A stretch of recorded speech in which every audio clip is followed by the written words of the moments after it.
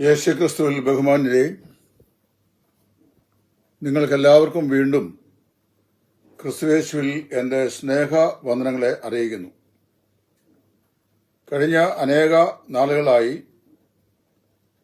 നിരൂപണാത്മകമായിരിക്കുന്ന ഒരു വീഡിയോയുമായി ഞാൻ വന്നിട്ട് അത് മനഃപൂർവ്വമായി കുറേ നാളത്തേക്ക് വേണ്ട എന്ന് തന്നെ വെച്ചു. എന്നാൽ ഇന്ന് എനിക്ക് സോഷ്യൽ മീഡിയ വഴി കിട്ടിയ ഒരു വ്യക്തിയുടെ 2 വീഡിയോ കഷണങ്ങൾ വാസ്തവത്തിൽ അതിന് ഒരു മറുപടി പറയണം എന്നുള്ള താല്പര്യം എനിക്കുണ്ടായി. ഇതിന് മറുപടി പറഞ്ഞാലും വലിയ പ്രയോജനമില്ല എന്നറിയാം. എങ്കിലും ജനങ്ങൾക്ക് ഈ വിഷയത്തിൽ ഒരു ബോധവൽക്കരണം ആവശ്യമാണല്ലോ എന്നുള്ളതിന്റെ അടിസ്ഥാനത്തിലും ജീവനുള്ള ദൈവത്തെ ഭയപ്പെടുവാൻ ശുശ്രൂഷകന്മാരായ ആളുകൾ ഇടയായിത്തീരേണ്ടതിനും ഞാൻ ആ ശകലം ഇവിടെ പ്ലേ ചെയ്ത് കാണിക്കുവാൻ ആഗ്രഹിക്കുകയാണ്. നിങ്ങൾക്ക് കാരണം അതിന്റെ പ്രധാന കാര്യം അതിന്റെ മൈലേജ് ആണ്. അതിന്റെ പുതിയൊരു വണ്ടി എടുത്താൽ കൊള്ളാന്നൊരു തോന്നലുണ്ട് എനിക്ക്. പക്ഷെ പുതിയ വണ്ടി എടുക്കണമെങ്കിൽ 8 മാസം കാത്തിരിക്കണമെന്നാണ് നമ്മുടെ ജയലക്ഷ്മി ഒക്കെ പറയണ എന്നോട്. കാരണം ടൊയോട്ടയ്ക്ക് ആ വണ്ടിക്ക് 8 മാസത്തെ ഡിമാൻഡ് ഉണ്ട്. സോ ഞാൻ ഈ ഇടയ്ക്ക് പോയി ഒരു സെക്കൻഡ് ഹാൻഡ് വണ്ടി കണ്ടു. 5000 കിലോമീറ്റർ ഓടിയിട്ടുള്ളൂ. അതിലേക്ക് ഷിഫ്റ്റ് ചെയ്യാനായിട്ട് പോകുന്നു. എനിക്ക് അതിന്റെ കൂടെ ക്രിസ്റ്റ കൊടുത്ത കുറച്ച് വില കിട്ടും. അതിന്റെ കൂടെ ഒരു 18 lakhs കൂടെ ഉണ്ടായാലേ വാങ്ങാൻ ഒക്കത്തുള്ളൂ. CC എടുക്കാനാണ് പ്ലാൻ ചെയ്തേ. പക്ഷെ എനിക്കിങ്ങനെ തോന്നി, CC ഇടാതെ നമുക്ക് എടുക്കാം. നിങ്ങളുടെ ഉള്ളിൽ തോന്നുവാ ബ്രദർ, ഞാൻ ആ പൈസ തരാൻ തോന്നുവാണെങ്കിൽ വി ക്യാൻ ഡു ഇറ്റ്. നമ്മുടെ ആമീനൊക്കെ പോയാൽ എന്താ ഒരു നല്ല ഹലോലിയ പറഞ്ഞ് 1000 ലക്ഷം രൂപ വേണമെങ്കിൽ ഒരു വീട് മേടിക്കായിരുന്നു. That's true. അങ്ങനെ എന്തെല്ലാം ചെയ്യാം നമുക്ക്. ഒരു ഹലോലിയ പറഞ്ഞേ, നിങ്ങൾക്ക് ആരുടെയെങ്കിലും ഉള്ളില് കർത്താവ് അങ്ങനെ ഒരു പ്രേരണ തരുന്നുവെങ്കിൽ മീറ്റിംഗിന് ശേഷം എന്നെ ഒന്ന് കണ്ടായിട്ട്. ഈ വീഡിയോ ശകലം നിങ്ങൾ കേട്ടു എന്ന് ഞാൻ കരുതുന്നു. സ്വന്തം ശരീരത്തിലെ ചർമ്മത്തിന്റെ പ്രശ്നം ഒഴികെ ഒരുമാതിരിപ്പെട്ട എല്ലാ ആളുകളുടെയും വിവിധങ്ങളായ രോഗങ്ങൾക്ക് പ്രതിശാന്തി പറഞ്ഞു കൊടുക്കുന്ന ഒരു അത്ഭുത സ്ഥിതിയുള്ള രോഗശാന്തി വിദഗ്ധനാണ് ഇദ്ദേഹം. ഞാൻ രോഗസൗഖ്യത്തിനും ദൈവത്തിന്റെ പ്രവൃത്തിക്കും ഒരിക്കലും എതിരല്ല. എന്നാൽ ഇങ്ങനെയുള്ള ആളുകളുടെ കപട ശുശ്രൂഷകളെ സംബന്ധിച്ച് കാണുമ്പോൾ വാസ്തവത്തിൽ ഹൃദയത്തിൽ വേദനയുണ്ട്. അതുകൊണ്ട് ഞാനത് പറഞ്ഞാണ്. ഇദ്ദേഹം ഇപ്പോൾ അത് ഓടിച്ചുകൊണ്ടിരിക്കുന്നത് ക്രിസ്റ്റയുടെ ഒരു വില കൂടിയ വണ്ടിയാണ്. അതിന്റെ മൈലേജിന് അല്പം കുറവ് സംഭവിച്ചിട്ടുണ്ട്. അതുകൊണ്ട് അദ്ദേഹം ഒരു പുതിയ വണ്ടി വാങ്ങാനായിട്ട് താല്പര്യപ്പെട്ടു. അത് ടൊയോട്ടയുടെ തന്നെ ഒരു വണ്ടിയാണ്. ഇന്റർനാഷണലി റിനോൺഡ് കമ്പനിയാണ് ടൊയോട്ടോ. അതിന് പല മോഡലുകൾ, വേരിയന്റുകൾ ഒക്കെ ഉണ്ട്. അങ്ങനെ അത് വില കൂടിയ വാഹന ശ്രേണിയിൽപ്പെട്ട ടൊയോട്ടയുടെ ഒരു വണ്ടി വാങ്ങിക്കുവാൻ അദ്ദേഹം ആഗ്രഹിക്കുകയാണ്. അതിന് ഉദാഹരണമായി അദ്ദേഹം പറയുന്നത് അദ്ദേഹത്തിന്റെ കയ്യിലുള്ള ക്രിസ്റ്റ അല്പം മൈലേജ് കുറവുണ്ട്. ക്രിസ്റ്റയ്ക്ക് പൊതുവെ മറ്റുള്ള വാഹനങ്ങളെ അപേക്ഷിച്ച് അത്രയും മൈലേജ് കിട്ടുകയില്ല, ഹെവി വെഹിക്കിളാണ്. അപ്പോൾ അതൊന്ന് മാറി വാങ്ങിക്കാം എന്നാണ് ആഗ്രഹം. നമ്മളിപ്പോൾ ഇന്ത്യയിൽ ഉപയോഗിച്ചുകൊണ്ടിരിക്കുന്നത് സെൻട്രൽ ഗവൺമെന്റ് നമുക്ക് പെട്രോൾ പമ്പുകൾ വഴി തരുന്ന 20% എത്തനോൾ കലർന്ന പെട്രോളാണ്. 2021 ശേഷം നിർമ്മിച്ചിട്ടുള്ള വാഹനങ്ങൾക്ക് എനിക്ക് തോന്നുന്നു ഈ എത്തനോൾ സപ്പോർട്ടറാണ്. ഈ 20% എത്തനോൾ ഉപയോഗിച്ചാലും അതിന് എഞ്ചിന് കാര്യമാത്ര പ്രസക്തമാകുന്ന ട്രബിൾ ഉണ്ടാകുകയില്ല എന്നാണ് സാങ്കേതിക വിദഗ്ധന്മാർ പറയുന്നത്. അതിനു മുമ്പുള്ള വണ്ടികൾക്ക് ഏകദേശം 0.4 മുതൽ 0.6 വരെ കിലോമീറ്ററുകൾ മൈലേജില് ഡിഡക്ഷൻ കാണിക്കും എന്നും പറയുന്നു. അങ്ങനെയൊക്കെ വാഹനങ്ങൾക്ക് ആ നിലയിൽ കാണിക്കുന്നുണ്ട്. അപ്പോൾ അത് ഒന്ന് മാറ്റി വാങ്ങണം. ഇപ്പൊ കയ്യിലുള്ള ക്രിസ്റ്റ മാറിയിട്ട് ടൊയോട്ടയുടെ ഒരു നല്ല വണ്ടി വാങ്ങിക്കണം. അപ്പൊ ഈ ക്രിസ്റ്റയുടെ വണ്ടി കൊടുത്ത് കിട്ടുന്ന പൈസയും അതിന്റെ കൂടെ ഒരു 18 ലക്ഷം രൂപയും കൂടെ ഉണ്ടെങ്കിൽ ഈ രോഗശാന്തി വിദഗ്ധന്റെ തന്റെ ആഗ്രഹം സഫലമാകും. തനിക്ക് ഒരു വാഹനം പുതുതായിട്ട് വാങ്ങുവാനായിട്ട് സാധിക്കും. പുതിയ വാഹനം എന്നതിലുപരി അദ്ദേഹം ഒരു 5000 കിലോമീറ്റർ മാത്രം ആരോ ഓടിച്ച ഒരു വാഹനം കണ്ടെത്തി വെച്ചിട്ടുണ്ട്. അത് വാങ്ങിയാലും പ്രശ്നമില്ല. അതിനിപ്പോൾ എന്ത് ചെയ്യണം? തന്റെ അടുക്കൽ വന്നിരിക്കുന്ന ഈ പാവപ്പെട്ട വിശ്വാസികളെ പിഴിയണം. പിഴിഞ്ഞ് അവൽ ആർക്കെങ്കിലും ഇദ്ദേഹത്തിന് ഈ ക്രിസ്റ്റ വിറ്റിട്ട് ഈ ടൊയോട്ടയുടെ പുതിയ വാഹനം വാങ്ങാൻ ഉള്ള ഈ 18 ലക്ഷം രൂപ കൊടുക്കാനുള്ള പ്രേരണ ഉണ്ടായാൽ യോഗത്തിന് ശേഷം അദ്ദേഹത്തെ ചെന്ന് കാണണം എന്നാണ് പറയുന്നത്. ഇവിടെ ഞാൻ എടുത്തു പറയാൻ ആഗ്രഹിക്കുന്ന ഒരു വിഷയം, ഇന്ന് ലോകത്തിൽ വിലയുള്ള സാധനങ്ങൾക്കൊന്നും ലോക മനുഷ്യന് മുമ്പാകെ വിലയില്ല. വിശ്വാസികളുടെ ഇടയിലും നല്ലൊരു ശതമാനം വിലയില്ല. ഉദാഹരണം പറഞ്ഞാൽ ദൈവവചനം കറയേറ്റ് സംസാരിക്കുന്ന ഒരുവന്റെ മെസ്സേജ് കേട്ടാൽ അത് കേൾക്കാൻ ആളുകൾക്ക് താല്പര്യമില്ല. അതിന്റെ ഒരു ഉദാഹരണമാണ്, എന്റെ യൂട്യൂബ് പരിശോധിച്ചാൽ മതി. 35, 40, 50, ചിലതൊക്കെ 60, 100 ഇങ്ങനെയൊക്കെയാണ്. അത് കാരണം വെച്ചാൽ വചനത്തിൽ യാതൊന്നും കൂട്ടിച്ചേർക്കാതെ അത് അങ്ങനെ തന്നെ പറയുന്നു. അത് കേൾക്കാൻ ആളുകൾക്ക് താല്പര്യമില്ല. എന്നാൽ ചപ്പും ചവറും പറയുകയും വചനവിരുദ്ധമാകുന്ന കാര്യങ്ങളെ യൂട്യൂബ് വഴി വീർപ്പിച്ച് കാണിക്കുകയും ചെയ്യുന്ന ആളുകൾക്ക് ധാരാളം പ്രേക്ഷകരായിട്ടുള്ള ആളുകൾ ഉണ്ട്. വളരെ അത്ഭുതകരമായ ഒരു വിഷയമാണ്. ഇതേ ഒരു അത്ഭുത രോഗശാന്തി വിദഗ്ധൻ കൂടിയാണ്.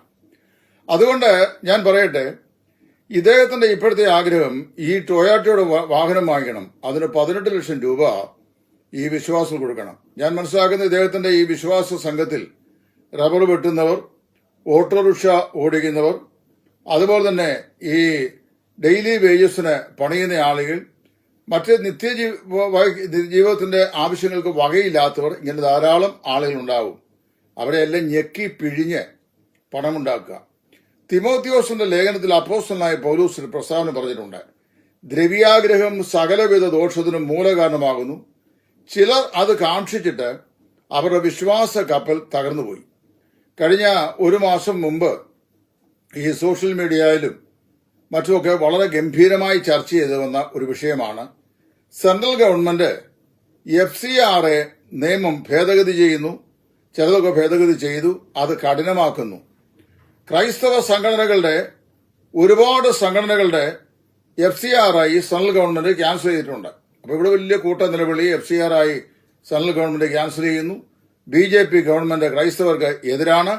ഇങ്ങനെ അതുകൊണ്ടാണ് ക്രൈസ്തവരെ തെരഞ്ഞുപിടിച്ച് ഈ FCRI അവരെ ക്യാൻസൽ ചെയ്യുന്നത് എന്നൊക്കെ പറഞ്ഞ് വലിയ പ്രൊപ്പോഗൻഡയാണ്. എന്ന് പറഞ്ഞ് കേന്ദ്ര ഗവൺമെന്റ് ക്രിസ്ത്യാനികൾക്കെതിരായിട്ട് എന്താണ് വലിയ ദോഷം ചെയ്യുന്നു എന്ന്. ഇപ്പൊ നിങ്ങൾക്ക് മനസ്സിലായോ എന്താ ഈ സെൻട്രൽ ഗവൺമെന്റ് ചെയ്യുന്നതെന്ന്? കർത്താവായ യേശുവിനെ പരസ്യമായി കമ്പോളത്തിൽ വിറ്റിട്ട് യേശുവിന്റെ പേരിൽ കാശ് വാങ്ങി FCRIയുടെ അനുമതിയും കൂടെ, അതായത് അതിന്റെ അനുമതി പത്രികയും കൂടെ കൈക്കലാക്കി ധാരാളം പണമുണ്ടാക്കി യേശു ക്രിസ്തുവിന്റെ നാമത്തിൽ ലക്ഷറിയായി ജീവിക്കുന്ന ആളുകൾക്ക് സെൻട്രൽ ഗവൺമെന്റ് ഈ അമെന്റ്മെന്റിനോട് വലിയ വിദ്വേഷമുണ്ട്. അപ്പോൾ എന്താ കാരണം ചോദിച്ചു കഴിഞ്ഞാല്, സുവിശേഷ വേല ചെയ്യുന്നതിന് ഇത്രയും ലാർജർ എമൗണ്ടിന്റെ ആവശ്യമുണ്ടോ? ഇതാണ് ദ്രവ്യാഗ്രഹം എന്ന് പറയുന്നത്.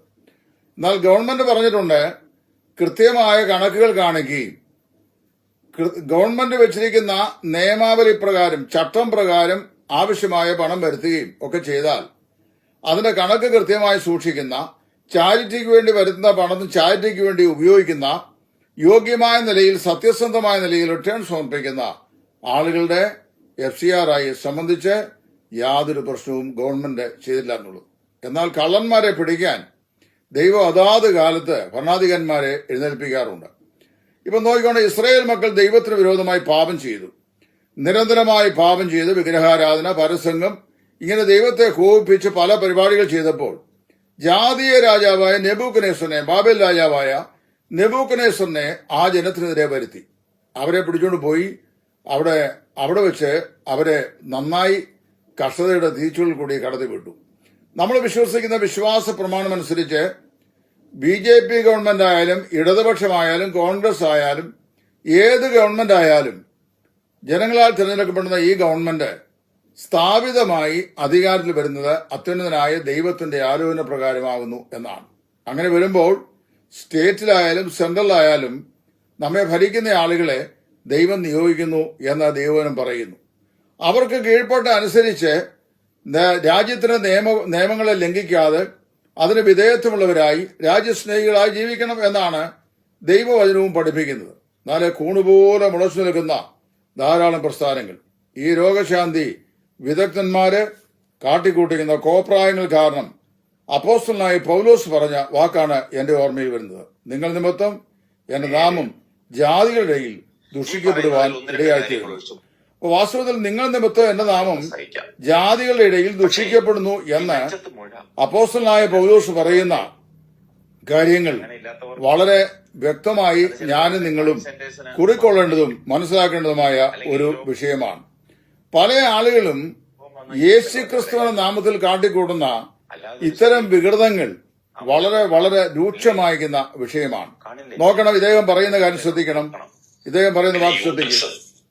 അടിവയറിന്റെ നടുക്ക് ഭാഗം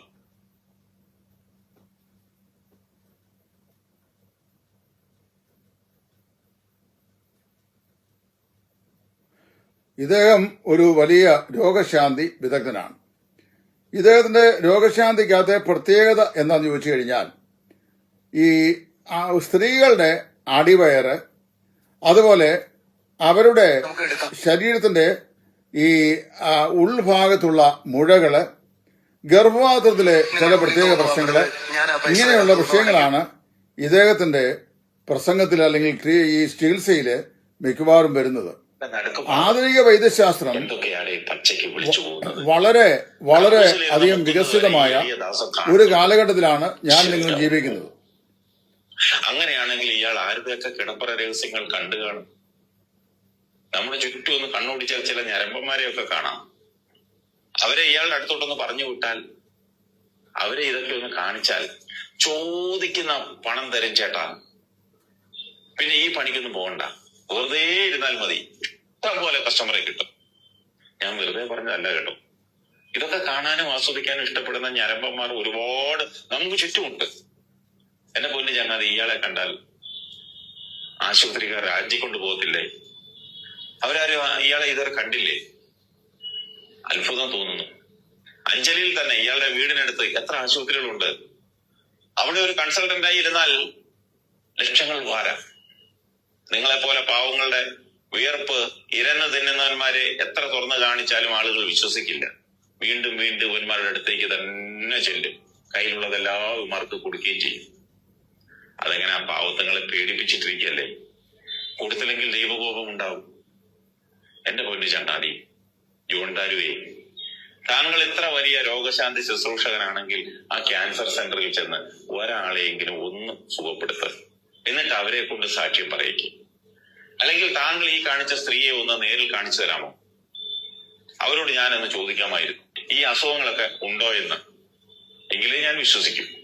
എനിക്കങ്ങനെ ചില സമയത്തൊക്കെ ഞാൻ തോമസ് ലീയെ നേരിട്ട് കണ്ടെങ്കിലേ വിശ്വാസം വരും.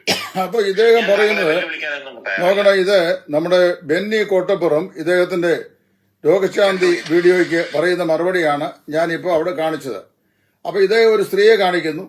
അത് കക്ഷത്തിന്റെ ഭാഗത്തും ഈ നെഞ്ചിന്റെ ഭാഗത്തുമായിട്ട് ഒരല്പം അസ്വസ്ഥയുണ്ടോ, അവിടെ ഒരു ചെറിയ മുഴയുണ്ടോ. അത് ആദ്യം ഒരു ചെറിയ മുഴയായിരുന്നു, ഇപ്പോൾ അത് കുറെ കൂടെ വലുതായിട്ടുണ്ട്. അതുമാത്രമല്ല, താഴോട്ട് പോകുമ്പോൾ അവരുടെ ഗർഭപാത്രത്തിന് തകരാറുണ്ട്. പിന്നെ അവർ ബാത്റൂമിലിരുന്ന് ഈ മലമൂത്ര വിസർജനത്തിന് വളരെ ഭാരപ്പെടുന്നതായി ഇദ്ദേഹം കാണുന്നു. ഇതെല്ലാം ശരിയാണെന്ന് ഈ സ്ത്രീ പറയുന്നുമുണ്ട്. ചുമ്മാതല്ല പൗലോസ് അപ്പോസ്തലൻ പറഞ്ഞത്, വിശുദ്ധന്മാരുടെ സർവ്വസഭകളിലും എന്നപോലെ സ്ത്രീകൾ സഭായോഗങ്ങൾ മിണ്ടാതിരിക്കട്ടെ എന്ന്.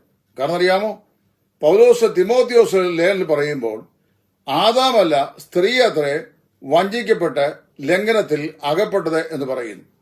ഈ കപട വേഷധാരികളാകുന്ന രോഗശാന്തി മുറിവൈദ്യന്മാരുടെ അടുത്തലെല്ലാം ചെന്ന് ഇതുപോലെ വശീകരിക്കപ്പെട്ട് പണം നഷ്ടപ്പെടുത്തുന്ന അന്ധവിശ്വാസത്തിന്റെ ചങ്ങലയായി നിലകൊള്ളുന്നത് പുരുഷന്മാരെക്കാൾ അധികം സ്ത്രീകളാണ്.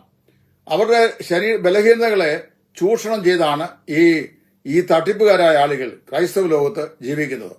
ഒരു കാര്യം കൂടെ മനസ്സിലാക്കണം, ഇന്ന് നമുക്ക് ആധുനിക വൈദ്യശാസ്ത്രം അത്യന്തം വികസിതമായ ഒരു കാലഘട്ടത ജീവിക്കുന്നത്. റോബോട്ടിക് സർജറി വരെ വളരെ ഫലകരമായി ചെയ്യുന്ന നമ്മുടെ ബിലീവേഴ്സ് ഹോസ്പിറ്റലൊക്കെ ഇപ്പോഴേ doctor Sujith Philip chief surgeon വളരെ വിദഗ്ധമായി റോബോട്ടിക് സർജറി ചെയ്യുന്നുണ്ട്. മറ്റേ സർജറിയേക്കാൾ 8 പ്രാവശ്യം മാഗ്നിഫൈഡ് ആണ് സർജറി ചെയ്യേണ്ട ഭാഗങ്ങൾ ഈ റോബോട്ടിക് സർജറിയോട് കണ്ട് ചെയ്യാനായിട്ട് എളുപ്പമുണ്ടെന്നാണ് പറയപ്പെടുന്നത്. അങ്ങനെയുള്ള കാലഘട്ടം മനുഷ്യ ശരീരത്തിന്റെ ആന്തരിക അവയവങ്ങളുടെ ഒരുമാതിരിപ്പെട്ട എല്ലാ പ്രശ്നങ്ങളും CT സ്കാൻ, അൾട്രാസൗണ്ട്, MRI മുതലായ ആധുനിക ടെക്നോളജിയിലൂടെ വളരെ വ്യക്തമായി ഡോക്ടേഴ്സിന് ഡയഗ്നോസ് ചെയ്യാൻ, ഡിറ്റക്ട് ചെയ്യാൻ കഴിയുന്ന ഒരു കാലഘട്ടത്തിൽ ഈ പറയപ്പെട്ട വൈദ്യശാസ്ത്ര രംഗത്തെ അതിനൂതനമായിരിക്കുന്ന സാങ്കേതിക വിദ്യയെ അതിജീവിക്കുന്ന വിദ്യയാണ് ഈ രോഗശാന്തി വിദഗ്ധനുള്ളത്. അദ്ദേഹത്തിന്റെ മെയിൻ രോഗങ്ങളല്ല സ്ത്രീകളുടെ ഗൈനക്കോളജി ഡിപ്പാർട്ട്മെന്റിന്റെ ഭാഗങ്ങളിലുള്ള രോഗങ്ങളാണ്. അന്തർഭാഗത്ത് ഗർഭാശയത്തിലും അതിനോട് ബന്ധപ്പെട്ടും സ്ത്രീകളുടെ ബ്രസ്റ്റിലും കക്ഷത്തിലുമൊക്കെയുള്ള മുഴകള്, മറുകുകള്, മറ്റ് പ്രശ്നങ്ങൾ, ഇതൊക്കെയാണ് ഇദ്ദേഹത്തിന്റെ കണ്ടുപിടുത്തത്തിൽ പ്രധാനമായി വരുന്നത്. എന്നെ ഏറ്റവും അതിശയിപ്പിക്കുന്ന വിഷയം, ഇത്രയും സാംസ്കാരികമായി ലോകം പടുത്തുയർത്തപ്പെട്ട വിദ്യാഭ്യാസപരമായി ഏറ്റവും ഉന്നതി പ്രാപിച്ച ഈ കാലഘട്ടത്തിലും ഇതുപോലെയുള്ള തട്ടിപ്പുകാരുടെ പിന്നാലെ നടക്കാൻ ക്രൈസ്തവർ എന്ന പേര് ധരിച്ച കുറെ മണ്ടന്മാരായ വിശ്വാസികൾ ഉണ്ടല്ലോ എന്നുള്ളതാണ്. നിങ്ങളുടെ കയ്യിൽ കിടക്കുന്ന കാശ് എങ്ങനെ തട്ടിയെടുക്കാന്നുള്ളതാണ് ഈ മണ്ടന്മാരുടെ ഏറ്റവും വലിയ താല്പര്യം. അതിനാണ് അവർ ഈ പരിപാടികളെല്ലാം ചെയ്യുന്നത്. ഇനി വേറൊരു കാര്യം ഞാൻ ചോദിച്ചോട്ടെ, ഇദ്ദേഹത്തിന്റെ പല ശുശ്രൂഷകളും ഞാൻ കണ്ടിട്ടുണ്ട്. ആ ശുശ്രൂഷകളൊക്കെ ദരിദ്രരായ ആളുകളെ, സാമ്പത്തിക ക്ലേശം അനുഭവിക്കുന്ന ആളുകളെ അവരുടെ ദാരിദ്ര്യം മാറ്റി സമ്പന്നന്മാരാക്കുന്ന കർമ്മ പരിപാടി ഇദ്ദേഹത്തിന്റെ സൂക്ഷിയിലുണ്ട്. അങ്ങനെയാണെങ്കിൽ കയ്യിലുള്ള ക്രിസ്റ്റ വാഹനം കൊടുത്ത ശേഷം ടൊയോട്ടയുടെ ഒരു നല്ല പുതിയ വണ്ടി വാങ്ങാൻ ഇനിയും 18 ലക്ഷം രൂപയും കൂടെ ഇദ്ദേഹം തെണ്ടുന്നതിന് പകരം വാസ്തവത്തില് പ്രാർത്ഥിച്ച് അതങ്ങ് വാങ്ങിച്ചാൽ പോരെ? അല്ലെങ്കിൽ കൈവച്ച് പ്രാർത്ഥിച്ചാൽ ഇത് കിട്ടുകയില്ലേ? എത്ര കണ്ടാലും എത്ര പഠിച്ചാലും പഠിക്കാത്തവരാണ് മലയാളികളായ നമ്മുടെ ക്രിസ്തീയ വിശ്വാസികൾ പല ആളുകൾ. ഇവിടെ ഈ നാഷണലൈസ്ഡ് ബാങ്കിൽ കിട്ടുന്നതിനേക്കാൾ കൂടുതൽ പലിശ കൊടുക്കുന്ന കുറെ പുതിയ ബാങ്കിംഗ് മേഖലകൾ, പോപ്പുലർ പോലെയുള്ള ബാങ്കിംഗ് മേഖലകൾ പല സ്ഥലങ്ങളിലും കുതിച്ച് ഉയർന്നു വന്നിട്ടുണ്ട്. അതിനതൊക്കെ കൊണ്ട് ലക്ഷക്കണക്കിന് രൂപ, കോടിക്കണക്കിന് രൂപ നിക്ഷേപിച്ച മലയാളി വിദ്വാൻമാരുണ്ട്. ഒരു സുപ്രഭാതത്തിൽ പോപ്പുലറൊക്കെ പൊട്ടിക്കഴിഞ്ഞപ്പോൾ അയ്യോ എന്റെ പോയേ എന്ന് പറഞ്ഞ് നിലവിളിച്ചുകൊണ്ടിരിക്കുന്ന ആളുകളുണ്ട്. നാഷണലൈസ്ഡ് ബാങ്കിൽ ഇട്ട് കഴിഞ്ഞാൽ അത് ഗവൺമെന്റ് അറിയാവുന്ന പൈസയാണ്, വൈറ്റ് മണിയാണ്. അതിന് സർക്കാർ അനുവദിച്ചിരിക്കുന്ന ആനുകൂല്യത്തിന് അപ്പുറത്തുണ്ടെങ്കിൽ പിന്നെ അതിന് TDS കൊടുക്കണം. ഇതാണ് ചെയ്യേണ്ടത്. കൈസർക്കുള്ളത് കൈസർക്കും, ദൈവത്തിനുള്ളത് ദൈവത്തിനും. ഇത് അവിടെ എവിടെയെല്ലാം കൊണ്ടിടും. പൊട്ടിക്കഴിയുമ്പോൾ നിലവിളിക്കും. എന്നാൽ ഈ പ്രബുദ്ധരായ മലയാളികൾക്ക് മനസ്സിലാകണ്ടേ, ഇതൊക്കെ വാസ്തവത്തിൽ 100% ട്രസ്റ്റ് ചെയ്യാൻ കഴിയുന്ന കാര്യങ്ങളല്ല. നാഷണലൈസ്ഡ് ബാങ്കിലിട്ട് കിട്ടുന്ന പലിശ മതിയെന്ന് തീരുമാനിച്ചാൽ പോരെ? അതല്ലേ വിശ്വാസികളും ചെയ്യേണ്ടത്? അതുപോലെ ഇവിടുത്തെ ഈ പറയപ്പെട്ട മണ്ടന്മാരായ വിശ്വാസികൾ ഇവരെ ചിന്തിക്കുന്നത് അറിയാമോ? ഇതുപോലെയുള്ള ദിവ്യന്മാര് ഇവരുടെ ശരീരത്തിന്റെ ഇവിടെ ഏതെങ്കിലും ഒരു രോഗശാന്തി വിദഗ്ധന് ഒരു മനുഷ്യന്റെ ശരീരത്തിന്റെ അകത്തിരിക്കുന്ന കാര്യങ്ങളെ കൃത്യമായിട്ട് അറിയാൻ കഴിയുമോ? എക്സ്റേ കണ്ടുപിടിച്ച കാലം മുതൽ ഇങ്ങോട്ട് ഏറ്റവും അത്യന്താധുനികമാകുന്ന മെഡിക്കൽ സാങ്കേതികതയാണ് MRI, മാഗ്നറ്റിക് റിസോണൻസ് ഇമേജിംഗ്. അതുവരെ വാസ്തവത്തില് പെറ്റ് സ്കാൻ വരെ ഇവിടെ ഇപ്പൊ രംഗത്തുണ്ട്. ഇപ്പൊ പറഞ്ഞ അതൊക്കെ മുഖാന്തര മനുഷ്യന്റെ ആന്തരിക അവയവങ്ങളിലെ രോഗങ്ങളെ ഡിറ്റക്ട് ചെയ്യുന്നത്. പക്ഷെ ഇദ്ദേഹത്തിന് ഇതെല്ലാം കാണാൻ കഴിയുന്ന ഏറ്റവും പ്രധാനപ്പെട്ട സ്ത്രീകളുടെ ഗർഭാശയത്തോട് ബന്ധപ്പെട്ടും അതിനോട് പരിസരത്തോട് ബന്ധപ്പെട്ടും ഒക്കെയുള്ള മുഴകളും മറ്റ് പ്രശ്നങ്ങളും ഒക്കെയാണ് ഇദ്ദേഹത്തിന് കാണാൻ കഴിയുന്നത്. ഇതൊക്കെ വിളിച്ചു പറയുമ്പോൾ മണ്ടശിരോമണികളായ ചില ആളുകൾ ഇത് വിശ്വസിക്കുകയും പണം കൊടുക്കുകയും ചെയ്യും. ഞാനൊരു കാര്യം ദൈവത്തിന്റെ വചനത്തിന്റെ ആത്മാവിൽ നിങ്ങളോട് പറയാം. ഇമാതിരി കൊള്ളതായ്മ ഇവിടുത്തെ ക്രൈസ്തവ സമൂഹത്തില് ഇങ്ങനെ മുമ്പോട്ട് കൊണ്ടുപോകുന്നതിനെ വാസ്തവത്തിൽ നിയമം കൊണ്ട് തന്നെ ഗവൺമെന്റ് തടയേണ്ടതായിട്ടിരിക്കുന്നു. അത് മാത്രമല്ല, അനധിവിദൂര ഭാവിയിൽ നാം പ്രതീക്ഷിക്കുന്നതിനൊക്കെ അപ്പുറമായ നിലയിൽ സർക്കാർ തന്നെ ഈ വക കൊള്ളതായ്മയ്ക്ക് തിരശ്ശീല ഇടുമെന്ന് ഞാൻ വിശ്വസിക്കുകയാണ്. ഇപ്പൊ തന്നെ FCRI ഉള്ള ആളുകൾ പലരും നിലവിളിക്കുകയല്ലയോ, ഭേദഗതി വന്നു കഴിഞ്ഞപ്പോൾ അയ്യോ പോയി എന്ന് പറഞ്ഞു. എന്തുകൊണ്ടാ കാരണം? കർത്താവായ യേശുവിനെ വിറ്റ് കാശ് വാങ്ങി കൊട്ടാരം പണിത് കോടീശ്വരന്മാരായി വിരാജിക്കുക. കുഞ്ഞൻ നമ്പ്യാർ പാടിയതുപോലെ കിട്ടിയതൊന്നും മതിയല്ല, പിന്നെയും കിട്ടിയാലും മതിയല്ല ദുരാഗ്രഹം. ഇതാണ് മനുഷ്യൻ സംഭവിച്ചിരിക്കുന്നത്. അതുകൊണ്ട് വാസ്തവത്തിൽ എത്ര പറഞ്ഞാലും പ്രയോജനമില്ല. എന്നാലും ഞാൻ ഓർപ്പിക്കുകയാണ്, ദൈവത്തിന് നിങ്ങളുടെ രോഗങ്ങളെ സൗഖ്യമാക്കാൻ കഴിയും. അത് ദൈവത്തിന് ഇഷ്ടമാണെങ്കിൽ. ഇല്ലെങ്കിൽ ദൈവം സൗഖ്യമാക്കുകയില്ല. എല്ലാവരുടെയും രോഗങ്ങളെ ദൈവം സൗഖ്യമാക്കുമായിരുന്നെങ്കിൽ ഇവിടെ കെട്ടുകണക്കിന് ഹോസ്പിറ്റലുകളുടെ ആവശ്യമുണ്ടായിരുന്നില്ല. കഴിഞ്ഞ 25-30 വർഷങ്ങൾക്കുള്ളിൽ കന്യാകുമാരി മുതൽ കാസർഗോഡ് വരെ കേരളത്തിൽ തന്നെ എത്ര ഹോസ്പിറ്റലുകൾ രംഗത്ത് വന്നിട്ടുണ്ടെന്നുള്ളത് എനിക്ക് നിങ്ങൾക്കും അറിയാം. അപ്പൊ അതിനൂതനമായിരിക്കുന്ന ആശുപത്രികളാണ് ഇവിടെ വാസ്തവത്തിൽ ഇന്ന് കേരളത്തിലുള്ളത്, ഇന്ത്യ ഒട്ടാകെ ഉള്ളത്. ഇതെല്ലാം മനുഷ്യന്റെ ആവശ്യത്തിന് വേണ്ടി ബുദ്ധിക്ക് ദൈവം വികാസം നൽകിയിട്ട് ദൈവം തന്നെ എസ്റ്റാബ്ലിഷ് ചെയ്തിട്ടുള്ള സംഗതികളാണ്. ഇത് മനസ്സിലാക്കണം.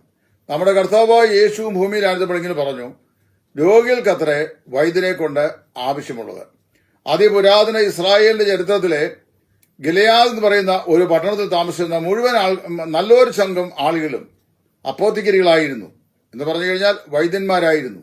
ഗിലെയാദിലെ സുഗന്ധതൈലമില്ലയോ, ഗിലെയാദിൽ വൈദ്യരില്ലയോ, എന്റെ ജനത്തിന് പുത്രയ്ക്ക് രോഗശമനം വരാത്തത് അവർ സമാധാനം സമാധാനം എന്ന് പറഞ്ഞുകൊണ്ട് എന്റെ ജനത്തിന്റെ പുത്രിയുടെ മുറിവിന് ലഘുവായി ചികിത്സ ചെയ്യുന്നു എന്ന് ഇരമ്യാ പ്രവാചകനും അദ്ദേഹത്തിന്റെ പ്രവാചക പുസ്തകത്തിൽ വിളിച്ചു പറയുകയുണ്ടായി.